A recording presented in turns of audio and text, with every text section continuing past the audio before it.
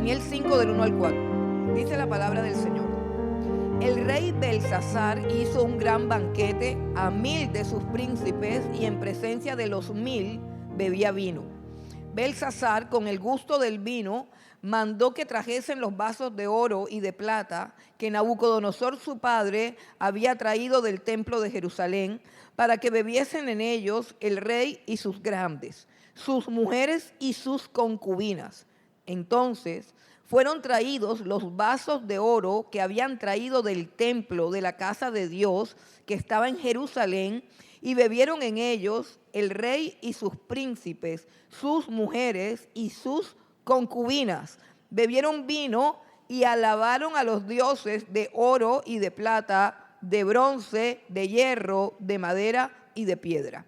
Vamos a orar. Padre, gracias por tu palabra, gracias por este tiempo, gracias. Abre nuestros oídos, abre nuestro entendimiento, abre nuestros ojos. Por favor, háblanos. Por favor, que tu palabra, Dios, llegue a lo más profundo de nuestro ser. Señor, que seas tú bendiciéndonos en esta hora, que seas tú haciéndonos entender tus caminos, haciéndonos reconocer y comprender nuestros errores, Señor, y haciendo, Dios, que nos volvamos a ti de todo corazón, Padre Santo. Envía tu espíritu a nuestras mentes, envía tu espíritu a nuestros corazones, envía tu espíritu a nuestros oídos para que podamos oír tu voz y podamos comprender, Señor, y a mi vida, Dios del cielo, pon en mi boca tu palabra para que yo pueda hablar con las palabras correctas que tú me des y que tu mensaje sea transmitido, Padre Santo, con precisión y claridad, conforme tú quieres que llegue a cada vida y a cada corazón.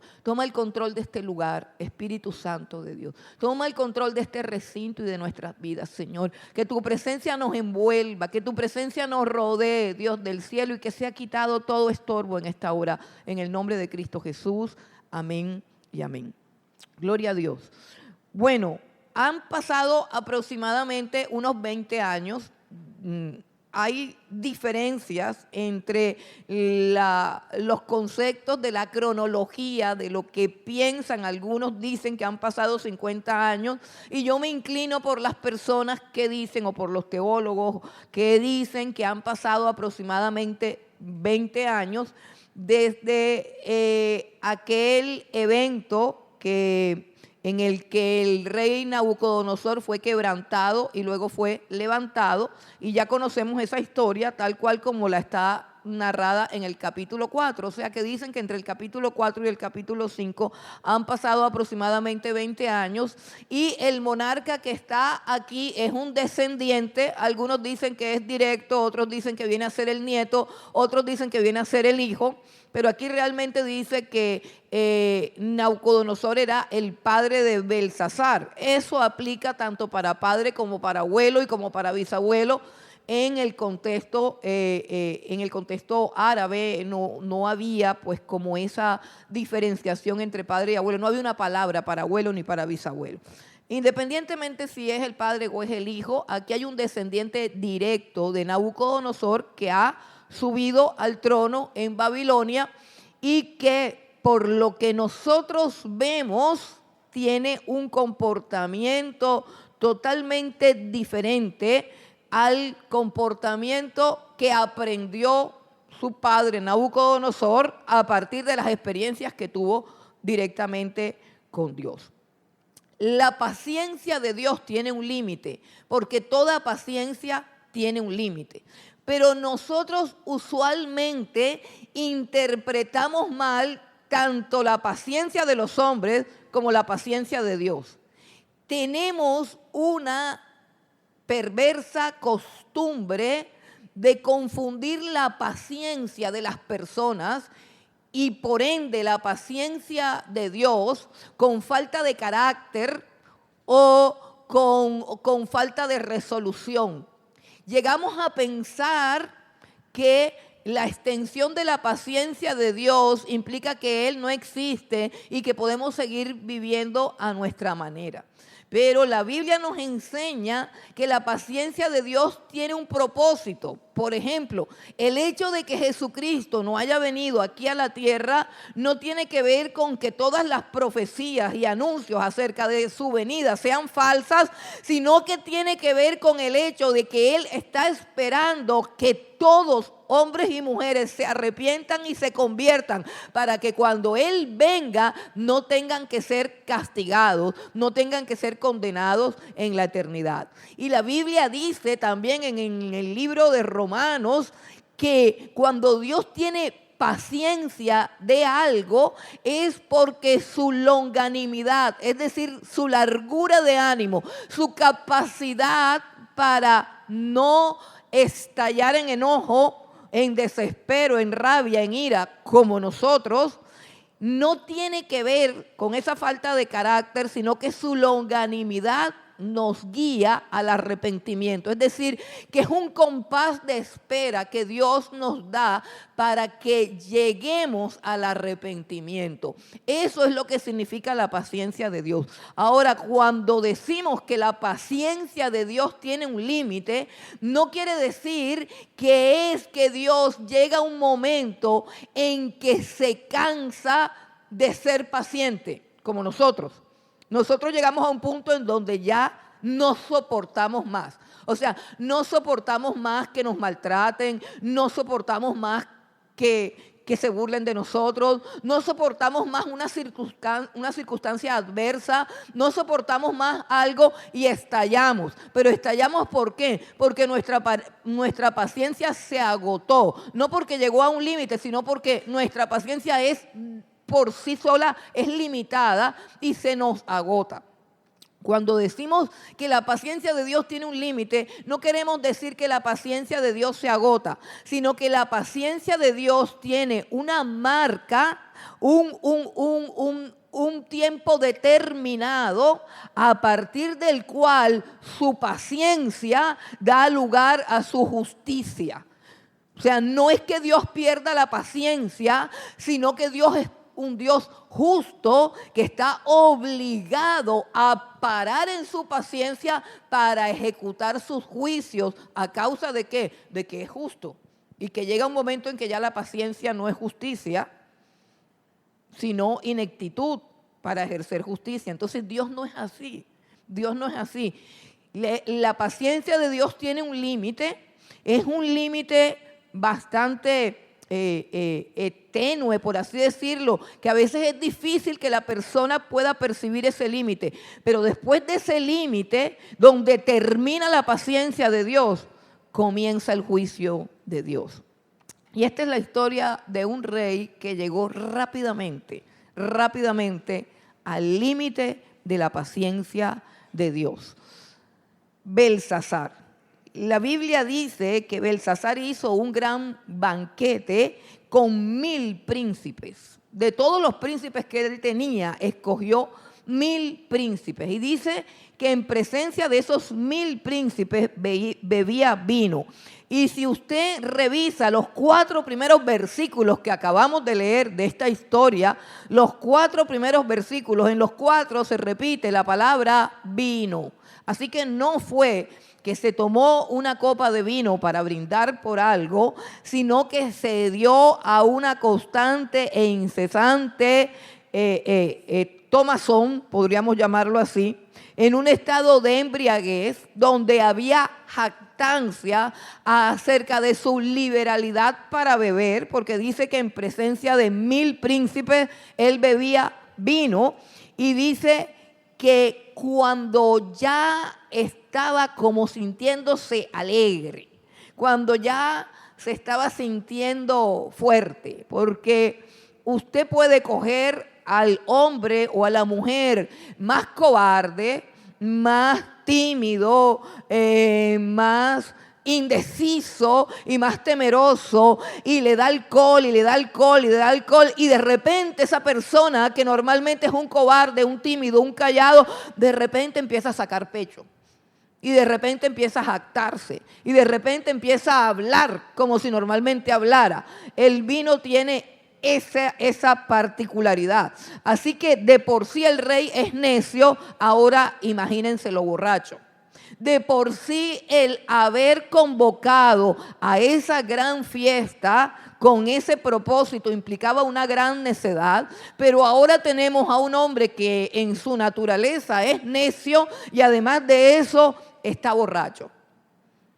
Y en medio de su borrachera, de su obstinación, de su orgullo, de su soberbia, el borracho arrogante, altivo, que se cree que no está borracho, él dice la Biblia que manda a traer los vasos de oro y de plata que su padre Nabucodonosor había traído de Jerusalén, pero que ustedes saben perfectamente que hacen parte de los utensilios sagrados del templo de Dios.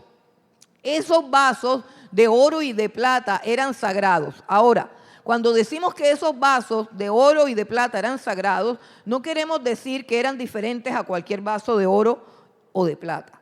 Eran en sí mismos vasos comunes y corrientes, pero habían sido apartados. Ese es el concepto de la santidad. Habían sido consagrados para usos santos, es decir, para la adoración a Dios. Y el rey Nabucodonosor, que había conocido a aquel Dios de una manera directa y personal, aún antes de conocerlo, sabía que eran utensilios sagrados. Y luego, después de conocerlo, esos utensilios cobraron un gran valor porque eran cosas que habían sido consagradas a ese Dios con el cual él tuvo una experiencia que transformó su vida para siempre. Esos vasos no estaban al servicio ni a la mano de nadie. Estaban guardados por Nabucodonosor, el antecesor de Belsasar, con mucho celo y con mucho cuidado por los sagrados que eran a causa del Dios a quien habían sido consagrados, no a causa del vaso, sino a causa de la persona del Dios a quien estaban consagrados esos vasos. Yo creo que es claro el concepto.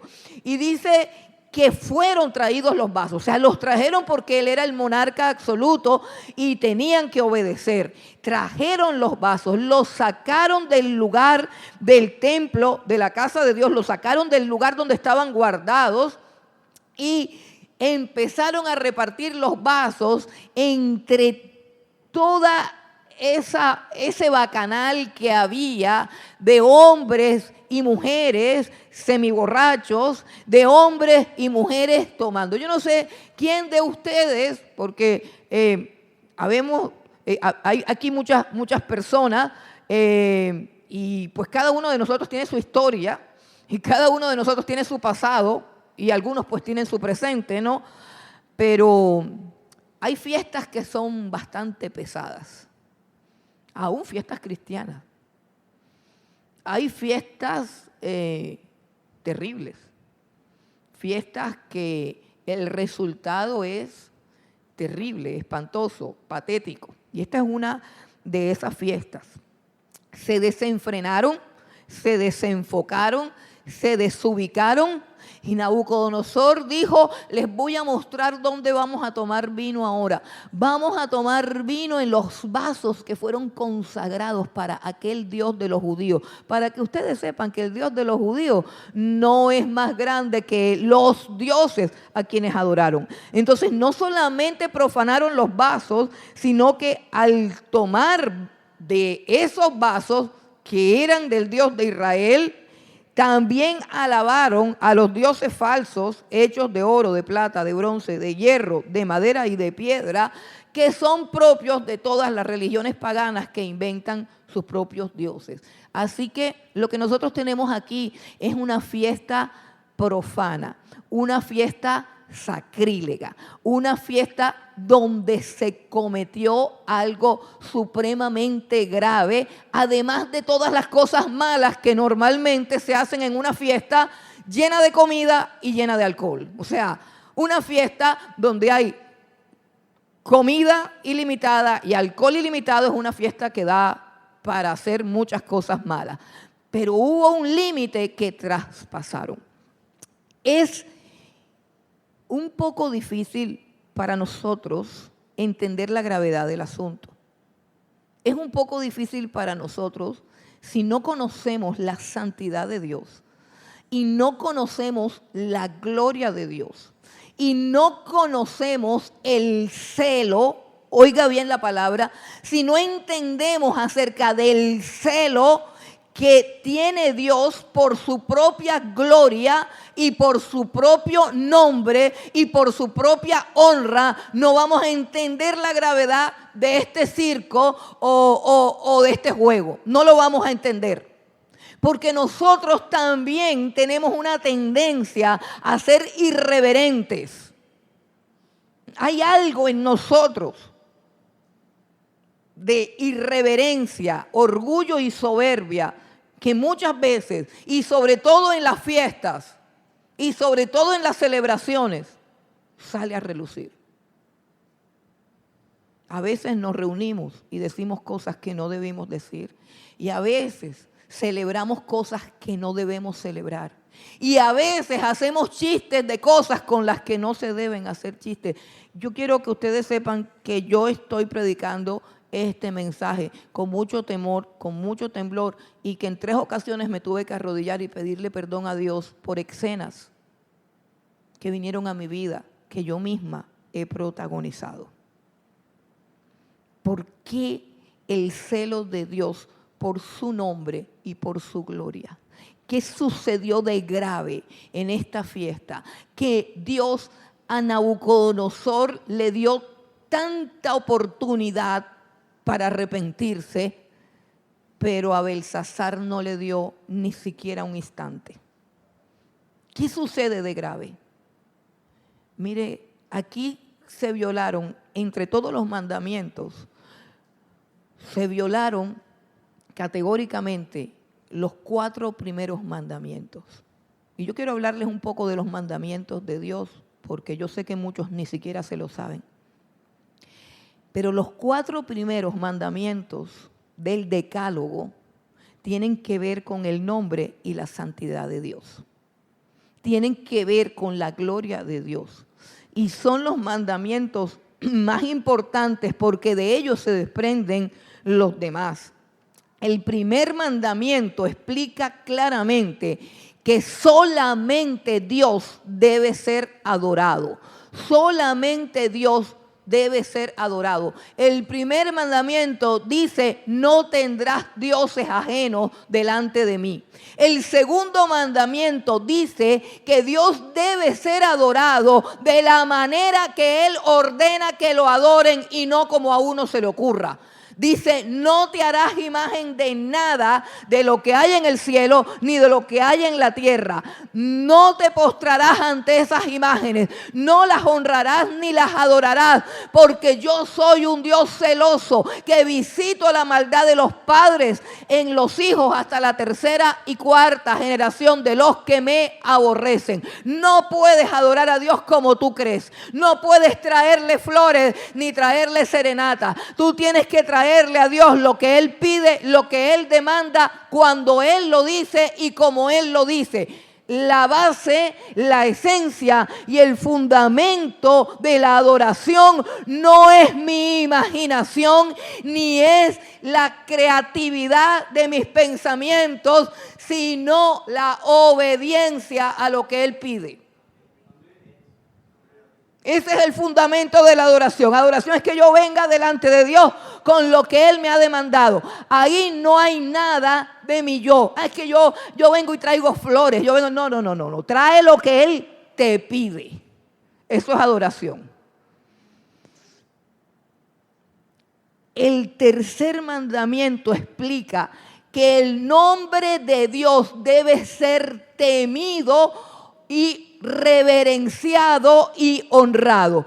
Temido, reverenciado y honrado. El tercer mandamiento dice: no tomarás el nombre de Dios en vano.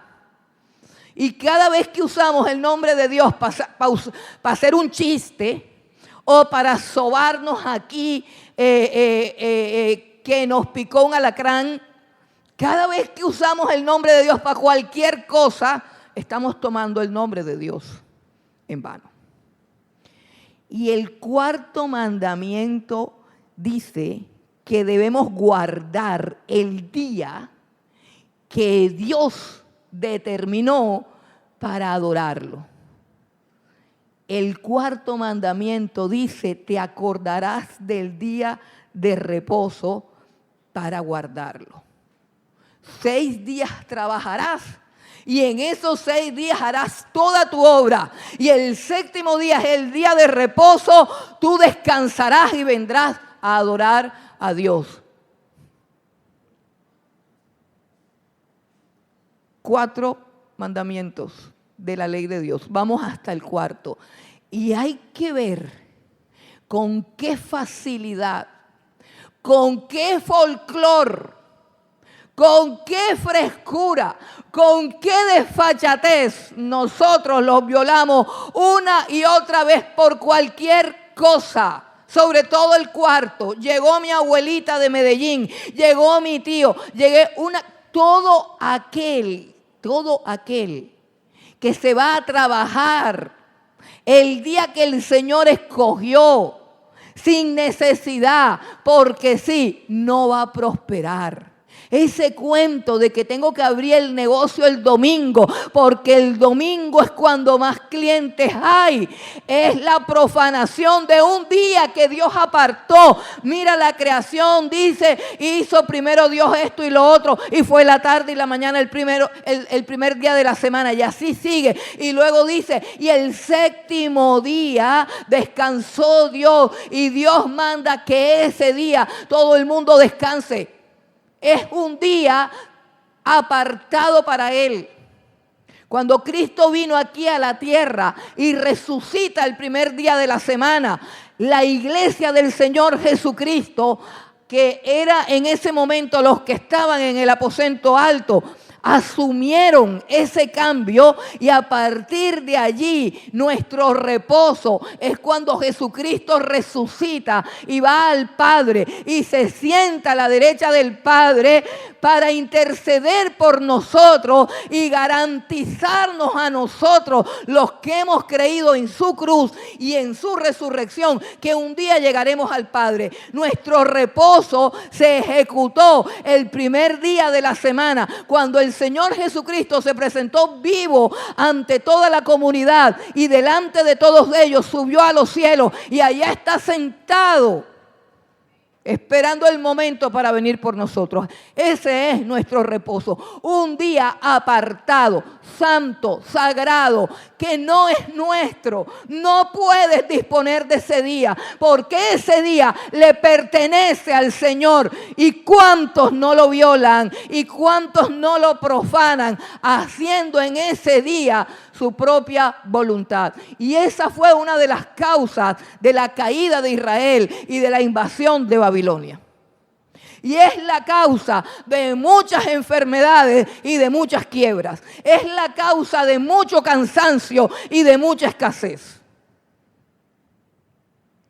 Y yo no estoy hablando de un consejo, yo estoy hablando de los 4 mandamientos primeros del Decálogo. De algo que no podemos negociar. No lo podemos negociar. El día del Señor es del Señor. El día del Señor es el día del Señor. El nombre del Señor es santo y debe ser usado con reverencia. El Señor tiene que ser adorado como Él dice, no como yo quiero. Y finalmente solamente Dios debe ser adorado. 4 mandamientos que fueron profanados de la manera más vulgar, de la manera más ordinaria, de la manera más terrible, con jactancia. Porque nosotros lo hacemos muchas veces por ignorancia. Pero de aquí para adelante ya aquí nadie es ignorante. O sea, tú ya el otro domingo ya tú sabes de quién es el domingo. Tú verás a ver qué haces el otro domingo, si te vas a echar un partido, o si te vas a echar un sueño, o si te vas a ver una serie de Netflix. Pero cuando estés allá, acuérdate, ese día es del Señor y lo estás profanando. Y Dios tiene celo por su nombre, por su gloria y por su honra. Es el cuarto mandamiento el que estás violando. Todos los domingos que te quedes, donde sea que te quedes, y no acudas al lugar que Dios te muestre, no a donde tú quieres, al lugar que Dios te muestre para adorarlo. Ningún negocio va a prosperar así. No, siempre habrá escasez en aquel que no puede entender que la gloria y la honra le pertenecen a Dios y que hay cosas que no se pueden negociar. Vamos a mirar lo que pasó cuando traspasaron este lindero, cuando traspasaron este límite. Y vamos a mirar lo que sucede en la famosa escritura en la pared. Este es el segundo aspecto del capítulo 5. Lo he dividido en 3 partes. La primera parte es la fiesta de Belsasar. La segunda parte, que es la que vamos a leer, versículos 5 al 12, la escritura en la pared.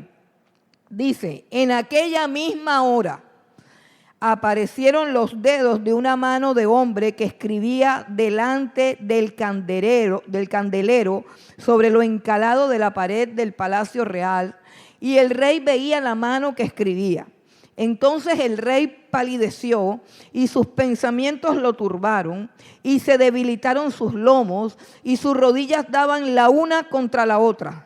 El rey gritó en alta voz que hiciesen venir magos, caldeos y adivinos, y dijo el rey a los sabios de Babilonia, cualquiera que lea esta escritura y me muestre su interpretación, será vestido de púrpura y un collar de oro llevará en su cuello, y será el tercer señor en el reino. Entonces fueron introducidos todos los sabios del rey, pero no pudieron leer la escritura ni mostrar al rey su interpretación. Entonces el rey Belsasar se turbó sobremanera y palideció, y sus príncipes estaban perplejos. La reina, por las palabras del rey y de sus príncipes, entró a la sala del banquete y dijo: Rey, vive para siempre. No te turben tus pensamientos ni palidezca tu rostro. En tu reino hay un hombre en el cual mora el espíritu de los dioses santos. Y en los días de tu padre se halló en él luz e inteligencia y sabiduría como la sabiduría de los dioses. Al que el rey Nabucodonosor tu padre, oh rey, constituyó como jefe sobre todos los magos, astrólogos, caldeos y adivinos, por cuanto fue hallado en él mayor espíritu y ciencia y entendimiento para interpretar sueños y descifrar enigmas y resolver dudas. Este es Daniel, al cual el rey puso por nombre Belsasar. Llámese pues ahora a Daniel y él te dará la interpretación. Imagina por un momento una escena de un bacanal, así como los que conocemos nosotros, los cristianos, como el que de pronto se puede armar en cualquiera de los que decidan ir a gozarse el carnaval, porque como dice el eslogan, el que lo vive es el que lo goza. ¿Y en qué terminan esos bacanales? Pues terminan en fornicación, en niños que nacen sin hogar, en abortos, en complejos de culpa, en muertes, en accidentes, en gente borracha, en hogares destruidos, en vergüenza. No termina en nada. El carnaval es un culto a la depravación, al homosexualismo, a la irreverencia, a todo. Y si usted quiere participar de eso, pues ni modo, no se puede hacer nada. Así que de pronto nosotros entendemos acerca de esas rumbas como barranquilleros que somos, esos bacanales, esos desastres. Imagínense la bulla, las conversaciones. ¿De qué conversan los borrachos? A ver, ¿de qué se jactan los borrachos? ¿Usted se imagina a los borrachos hablando de todo lo que hicieron, de todo lo que han hecho, de todo lo que desean hacer? Usted se imagina la conversación que casi siempre el tema central es la sexualidad, la vulgaridad y todo lo malo. Porque es que yo nunca he visto una reunión de borrachos donde estén hablando de algo espiritual o trascendental. Y con qué jactancia el borracho cuenta todo lo que hace. Imagínense la gritería, el escándalo, el desenfreno, cuando de repente dice la Escritura que frente a la lámpara, ¿cierto? Se está ubicando frente a la lámpara, las lámparas eran de gas, frente a esa lámpara, sobre lo encalado de la pared. Encalado significa que la pared estaba cubierta de cal, o sea, la parte lisa, llena de cal de la pared. Frente a esa parte que está iluminada por esa lámpara, empieza una mano a escribir. Y inmediatamente se acaba la bulla. Inmediatamente los borrachos se quedan callados. Inmediatamente se va el efecto del alcohol y entran en pánico. La Biblia describe a Nabucodonosor en un estado de shock, en un estado de pánico, que dice que las rodillas se les descoyuntaron y una rodilla pegaba con la otra rodilla. El hombre entró en pánico y comenzó a gritar lo único que saben gritar las personas que no conocen a Dios. Busquemos un brujo, busquemos un adivino, busquemos un hechicero, busquemos un chamán, llamen a todo el que pueda. Eso por una parte. Y luego a ofrecer aquello que la gente piensa que puede comprarlo todo. Dice, el que me descifre la Escritura, le doy plata, le doy oro, le doy puestos, le doy cargo, le doy de todo. Eso era lo que sabía hacer él. El problema, hermanos, es que él no estaba llamado a volver atrás, porque este fue aquel Nabucodonosor que en un pasado de oscuridad y de tiniebla vivía de esa manera. Pero él, Nabucodonosor, vio la luz de una forma de vida. Nabucodonosor, al igual que tú y que yo, fue redimido de su vana manera de vivir, la cual siempre heredamos de nuestros antepasados. Nabucodonosor fue redimido a una vida de trascendencia, a una vida de propósito, a una vida de sentido, a una vida donde las conversaciones no están centradas en los genitales, a una vida con propósito como imagen de Dios. Nabucodonosor dejó de ser un hombre corriente para convertirse en un hombre que testificaba del poder y de la gloria de Dios. El problema es que su hijo Belsasar despreció su testimonio, despreció su legado, despreció su conocimiento. Y yo quiero decirle a todos los jóvenes aquí que existe un espíritu destructor, una influencia destructora que está haciendo que los hijos le den la espalda a sus padres. Ignoren, desprecien y desaprovechen el legado de sus padres. Es cierto que tu padre tiene muchos defectos, pero también es cierto que hay un legado que tú tienes que abrazar, porque es parte de tu vida, de tu historia, de tu valía como persona, de tu propósito en esta tierra. Y no estoy hablando del dinero, ni del carro, ni de lo que Él te pueda dejar. Estoy hablando del patrimonio, del legado que un padre le debe dejar a un hijo. Y cuando un hijo no abraza al Dios de sus padres, sobre todo al Dios verdadero, los principios, los valores, la experiencia, le toca empezar de cero y no ser nadie. A ver, y te lo repito. Antes de ti, tu papá vivió experiencias. Tu papá obtuvo conocimientos. Tu papá logró ganar batallas. Y todos esos logros, y todas esas experiencias, y toda esa sabiduría, y todo ese conocimiento es un patrimonio sobre el cual tú puedes construir una vida que alcance estaturas más arriba que la que alcanzó tu padre. ¿Sí entiendes? Pero con ese cuentico de que de la brecha generacional, entonces tenemos, perdonen jóvenes, yo sé que todos los jóvenes que han venido son jóvenes llamados por Dios. Entonces estoy hablando de los jóvenes que están allá haciendo cola para entrar al cuarto piso del Viva. Estoy hablando de aquellos que no tienen nexos con papá ni con mamá, que no saben ni quién son, que tienen cocuyitos en la cabeza, que lo único que escuchan es reggaetón, que lo único que pueden mirar, como decía Agustín Laje, es su ombligo.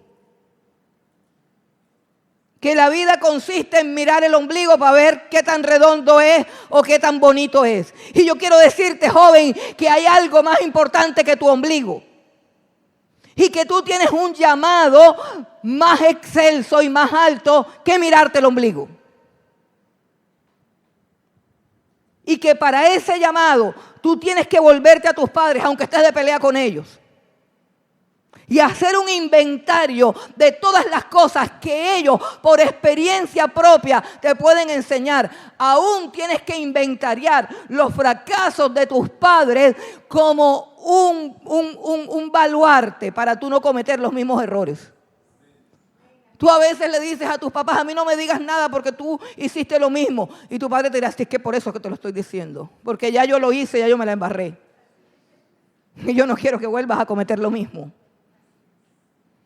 Ese cuento de pelear con el papá y la mamá es lo que más disminuye, es lo que más necedad y vanidad trae a tu mente.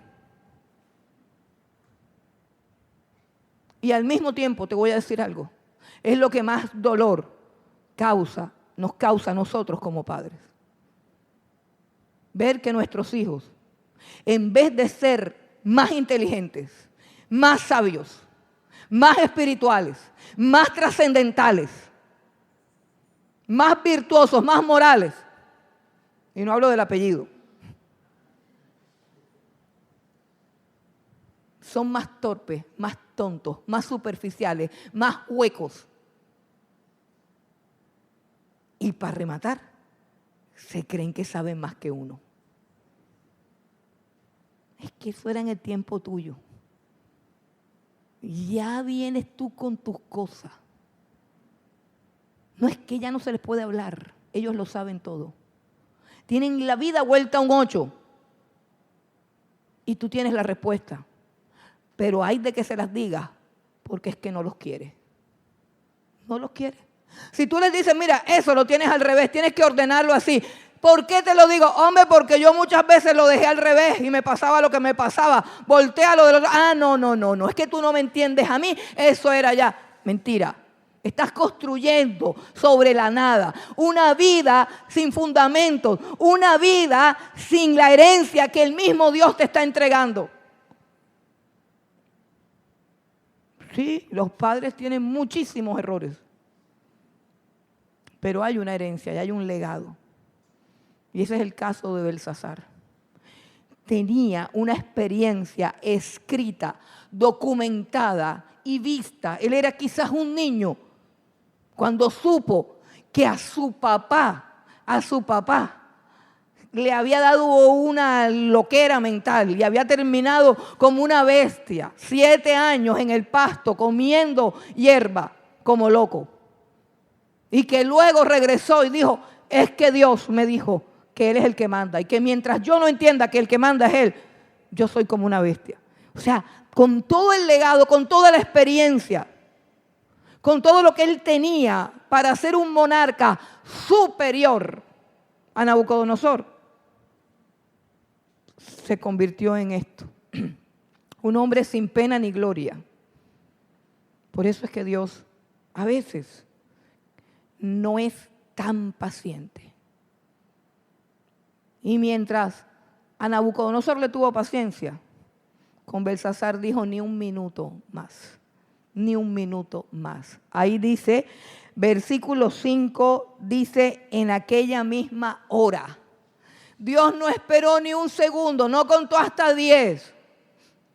Los ángeles allá en el cielo no dijeron: espérate un momentico, cálmate, vamos a ver si de pronto... No. Lo decreto, no va más. Dios dijo en el cielo: no va más, ni un segundo más. A ese tipo lo borramos. Lo borramos. Entonces, ahí está la escritura en la pared, gritando: vengan los brujos, los mismos brujos que sabíamos que no. Era tan malo este muchacho que no conocía a Daniel. A Daniel lo habían quitado de su cargo, lo habían quitado de su puesto, y él ni siquiera sabía que existía tremendo sabio en su reino. ¿Quieres que te diga algo?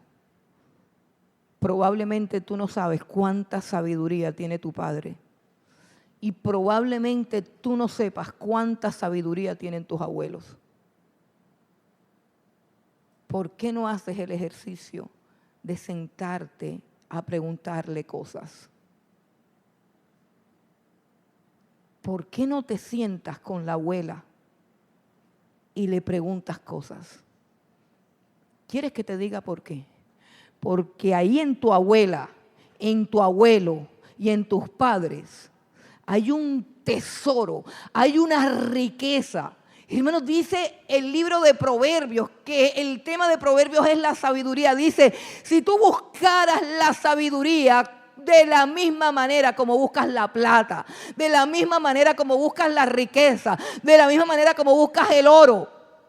Dice: porque el consejo de tu padre y el consejo de tu madre son como un collar de oro alrededor de tu cuello.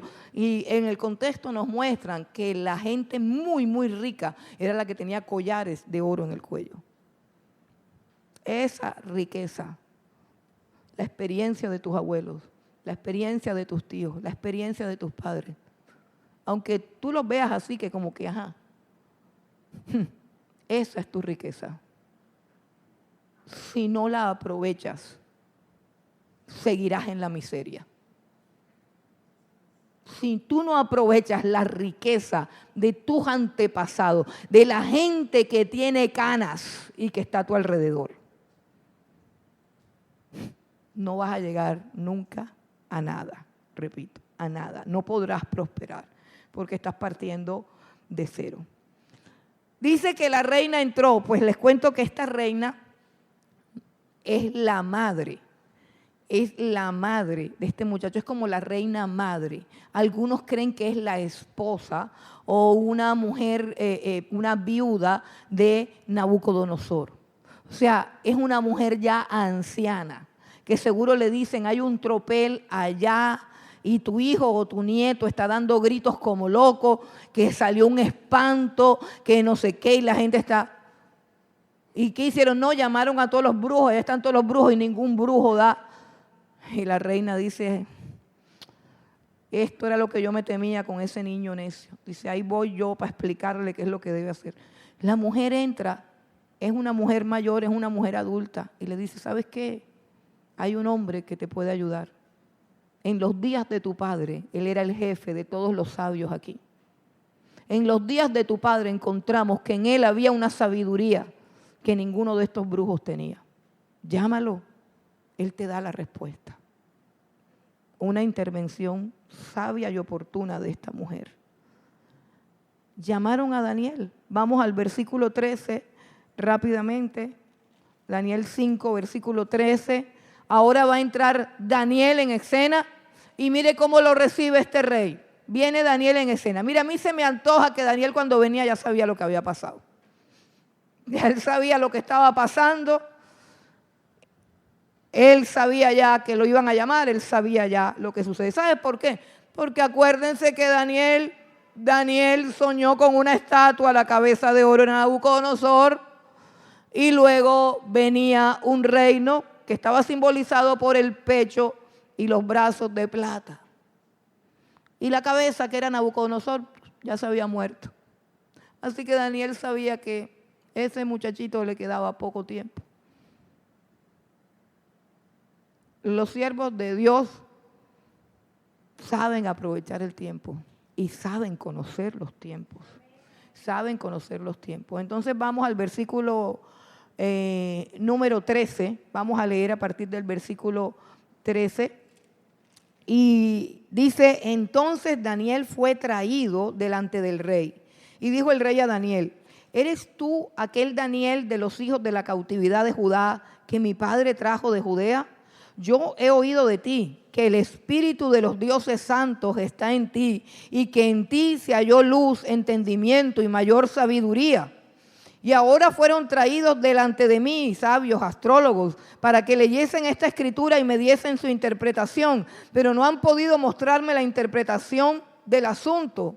Yo pues, hermano, subraye las dos veces, versículo 14 y versículo 16, que este joven dice, yo he oído de ti. Ya nada más con eso podría predicarle 2 horas aquí. Yo he oído de ti. Esta es la frase que expresa claramente el grado de estupidez que tiene este monarca. ¿De qué nos sirve oír si no tenemos en cuenta lo que oímos? ¿Cuántas personas no pasan años oyendo acerca de la palabra de Dios, acerca del evangelio del Señor Jesucristo? ¿Cuánto tiempo hace que oyes que existe un Dios, que existe un rey, que existe un cielo, que existe un infierno? Ay, ¿quién aquí no ha oído que existe el infierno? A ver, ¿quién de ustedes no sabe que se va a morir? ¿Quién de ustedes no ha oído acerca del infierno? ¿Quién de ustedes no ha escuchado acerca de Jesús? ¿Quién de ustedes no conoce la palabra pecado? ¿Quién de ustedes no conoce la palabra juicio? Sí, pero ahí le vamos. Oír por oír. Oír por oír. Y todo lo que hemos oído testifica de nosotros. 2 veces él mismo se condena. Yo he oído de ti. Ay, yo ni te conocía, ¿ves? Yo sí sabía que había un señor súper inteligente que descifraba sueños, que fue exaltado. Ve, pero ni me importa. A mí qué me importa. A mí lo que me gusta es entretenerme con los brujos, con los gnósticos, con los yoga. A mí me encanta entretenerme con el horóscopo. Yo he oído que la Biblia es la palabra de Dios. Ay, pero es que qué jartera, ¿no? Yo mejor leo acerca de la carta astral. Mejor leo el horóscopo, que es cortico. Yo he oído. Es la necedad. Y dice, yo pues he oído, versículo 16, yo pues he oído de ti que tú puedes dar interpretaciones y resolver dificultades. Si ahora puedes leer esta escritura y darme su interpretación, sí, mire, como nunca lo ha conocido. Dice, si tú me puedes interpretar, serás vestido de púrpura, la tela más cara, la tela de la realeza. Serás vestido de púrpura y un collar de oro llevarás en tu cuello y serás el tercer señor en el reino. Entonces Daniel respondió y dijo delante del rey, quédate con tu plata. Tus dones sean para ti y da tus recompensas a otro. Leeré la escritura al rey y le daré la interpretación. Porque los siervos de Dios no se venden y no tienen precio. No tienen precio. Para un hombre de Dios, la vida no consiste en el dinero que puede obtener. Eso es para la gente que no conoce a Dios. Hay mejores motivos para vivir que el dinero. El dinero debe ser solamente una añadidura en tu vida. Así lo ha determinado Dios. Entonces vamos a mirar lo que responde Daniel. Versículo 17. En la respuesta de Daniel la podemos dividir en 2 partes. La respuesta de Daniel habla acerca de lo que él ya sabe, pero ha ignorado. Ojo con eso. Daniel le va a hacer un recorrido por lo que él ya sabe. Y luego le va a descifrar lo que no sabe, porque es que el show aquí es, escribió una mano misteriosa en la pared y no sé lo que está escrito en la pared. Quiere decirte algo, hermano.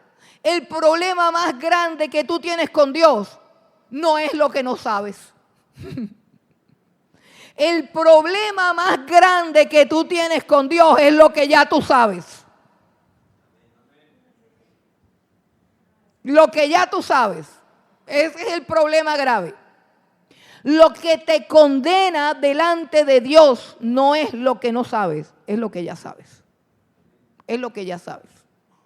Y que voluntariamente ignoras. Voluntariamente olvidas. Entonces Daniel dice, bueno, voy a comenzar por lo que ya tú sabes, porque es por lo que ya tú sabes que está escrito aquí lo que no sabes. Entonces dice el versículo 17, Daniel respondió y dijo delante del rey, tus dones serán... Bueno, el versículo 18 dice Daniel, el Altísimo Dios, oh rey, dio a Nabucodonosor tu padre el reino y la grandeza, la gloria y la majestad. Y por la grandeza que le dio, todos los pueblos, naciones y lenguas temblaban y temían delante de él. A quien quería mataba y a quien quería daba vida. Engrandecía a quien quería y a quien quería humillaba. Mas cuando su corazón se ensoberbeció y su espíritu se endureció en su orgullo, fue depuesto del trono de su reino y despojado de su gloria. Y fue echado de entre los hijos de los hombres. Y su mente se hizo semejante a la de las bestias. Y con los asnos monteses fue su morada, o sea, con los burros. Hierba le hicieron comer como a buey. Y su cuerpo fue mojado con el rocío del cielo. ¿Hasta qué? Hasta que reconoció que el Altísimo Dios tiene dominio sobre el reino de los hombres y que pone sobre él al que le place. Y tú, su hijo Belsasar, ahora aquí viene el tú, su hijo Belsasar, no has humillado tu corazón sabiendo esto, sino que contra el Señor del cielo te has ensoberbecido e hiciste traer delante de ti los vasos de su casa, y tú y tus grandes, tus mujeres y tus concubinas bebieron vino en ellos. Además de esto, diste alabanza a dioses de plata, oro, bronce, hierro, a dioses de madera y de piedra que ni ven, ni oyen, ni saben, y al Dios en cuya mano está tu vida y cuyos son todos tus caminos, nunca honraste. Ese es el problema con lo que sabemos. Tú conoces al Dios verdadero. Tú conoces la verdad. Por eso fue que viniste. Tú conoces, tú tienes discernimiento. Tú conoces que hay un libro que se llama la Biblia. Tú conoces quién es un hombre de Dios y quién es un farsante. El mundo sabe quién es de Dios. El mundo sabe quién es un ladrón. No, pero es que es más chévere decir, yo no voy para allá porque todos los pastores son ladrones. Tú sabes que eso es como los médicos, eso es como los profesores, eso es como todo. Hay ladrones que se esconden en el pastorado y hay pastores puestos por Dios para apacentar a su pueblo. Y todo el que es oveja del rebaño sabe discernir la diferencia.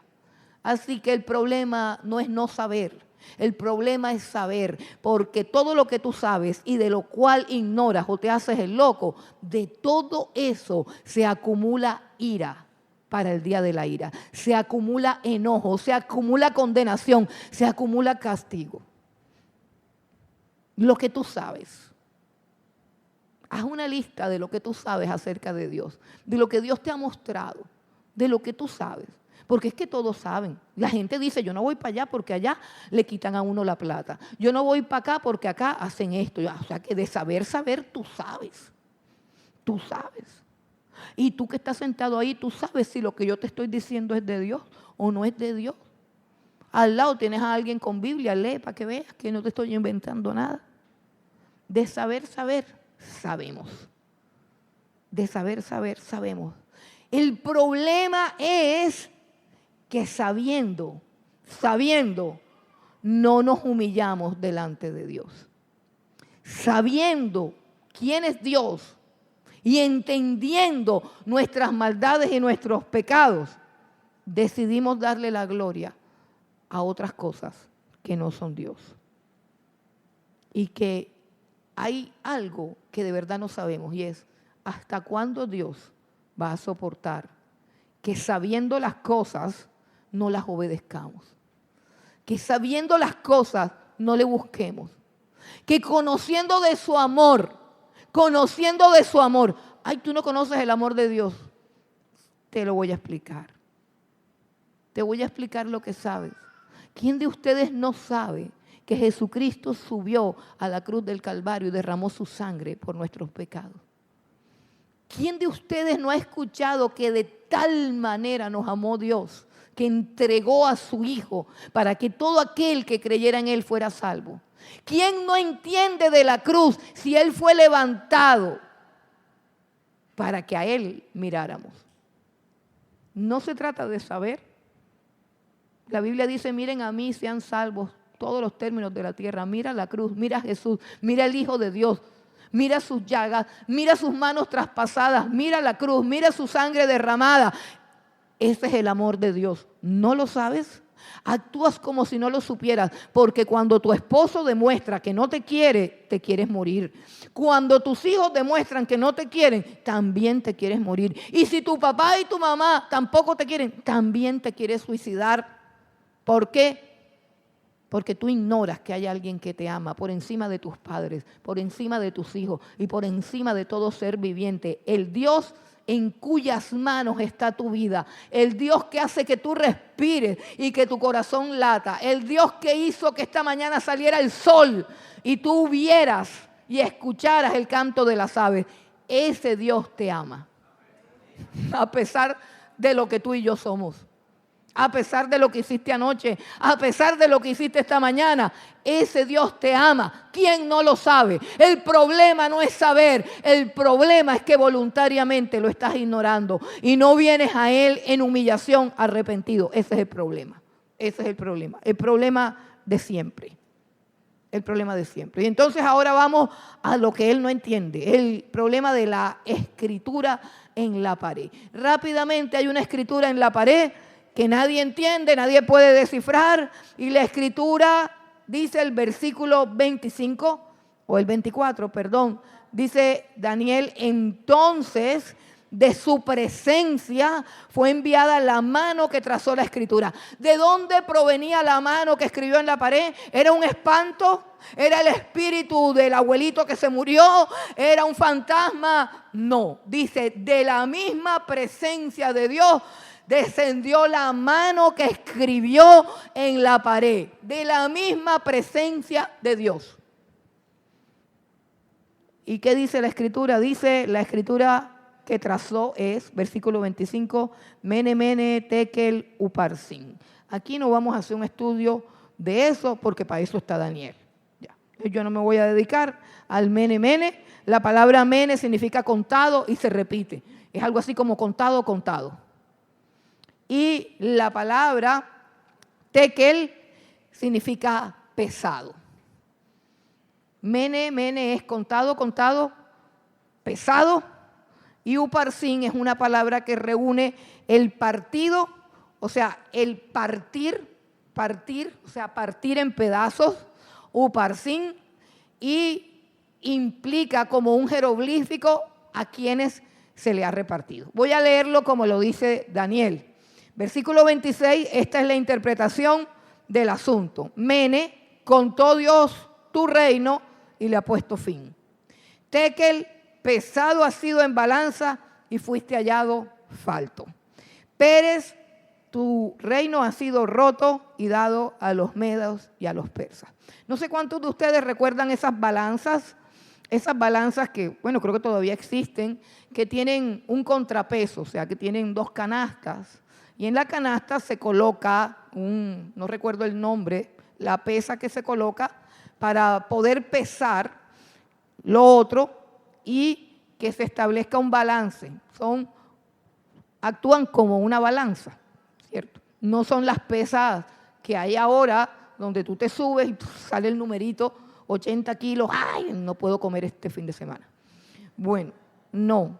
Son unas balanzas que se parecen a las del médico, cuando uno llega y ruedan eso para allá y eso para acá. Y uno dice, pero doctor, eso sí es seguro. Están rodando. Bueno, estas eran las balanzas así, la del signo Libra, ¿cierto? ¿Cuántos creían en el horóscopo? Todos creen en el horóscopo todavía. Señor, reprenda el espíritu de Babilonia que hay aquí. ¿Qué vamos a hacer con esta gente? Bueno, imagínense así el signo libre, así las dos tártaras acá. ¿Cómo pesaron y contaron a Belsasar? Sencillo, hermano. Colocaron de este lado todo lo que le habían dado. Conocimiento, dinero, gloria, majestad, gente que le servía. Pero colocaron una piedra fuerte. Colocaron el legado de su padre Nabucodonosor, así, ¡pum! Le dieron mucho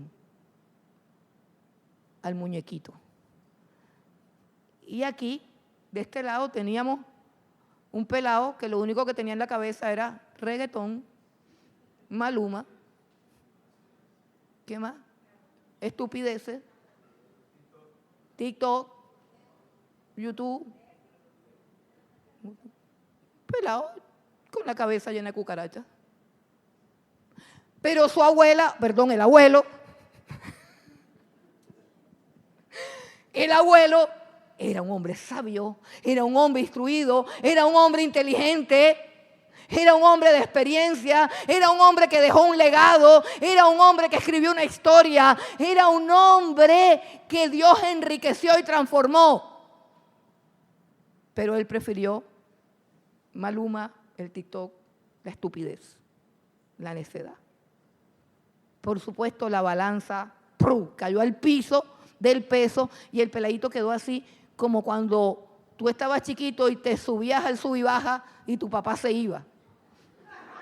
¡Pah! Eso era un peligro. No te vayas a bajar, no te vayas a bajar. Me bajo. ¡Pah!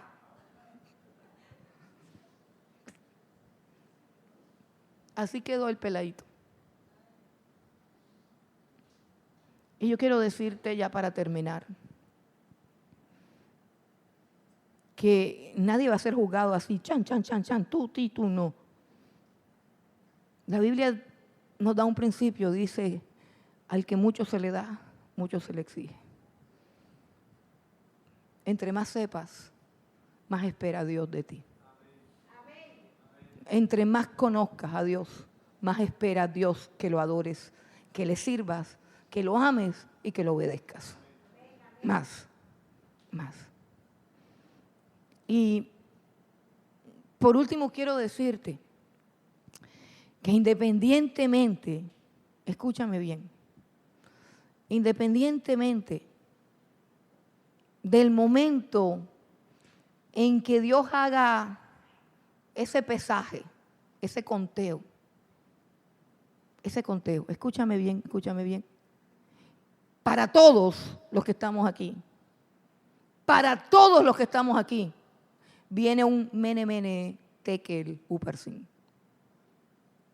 Para todos un día. Óyeme bien, para todos, para ustedes y para mí. Y todos los que estamos aquí, si colocan en una balanza todo lo que nos han dado, todos seremos hallados faltos. A todos nos queda grande lo que nos ha dado. Y esta es la historia de la humanidad. Toda la humanidad es hallada falta delante de Dios. Porque las cosas invisibles de Dios, su eterno poder y su deidad, son manifiestas a través de las cosas hechas, de modo que nadie tiene excusas. Las cosas invisibles de Dios, su eterno poder y su deidad, están en el cielo, están en la tierra, en las constelaciones, en las estrellas, en el átomo, en la célula, en la majestuosidad de la creación y en la obra perfecta de tu corazón, tus riñones y todos tus órganos. La tierra entera, todo lo que existe te grita, yo soy Dios. Yo soy Dios. Por eso a todos nos queda grande la revelación de Dios. Y por ese motivo yo no puedo ir a ese conteo ni a ese juicio, no puedo ir sola. Yo no puedo ir sola. Yo tengo que ir agarrada de Jesús. Yo tengo que ir escondida en esa roca eterna y conmovible de los siglos que es Cristo Jesús. Cuando yo me presente delante de Dios, tengo que ir vestida del Cordero de Dios. Tengo que ir vestida de su justicia. Tengo que ir cubierta con su sangre. Tengo que ir renovada por su Espíritu. Yo tengo que estar arraigada y cimentada en Cristo Jesús para que cuando venga el mene mene para mí, yo no sea hallada falta. Porque la Escritura dice que si la justicia de nosotros no fuese superior a la de todos los fariseos y a todos los escribas, no entraremos en el reino de los cielos. Tú con tus buenas obras y con tus limosnas no puedes pasar la prueba. Tú necesitas a Jesús. Porque el único que dio la talla fue Jesús. Y entonces, cuando coloquen en la balanza todo lo que tú has recibido, toda la gracia, toda la bondad, todo el legado que has recibido, tú no estarás del otro lado solo, porque del otro lado estará Jesucristo contigo. Del otro lado pesa algo más que todo lo que existe, y es la cruz del Calvario. Esa es mi pesa. Con eso es que yo puedo nivelar la balanza.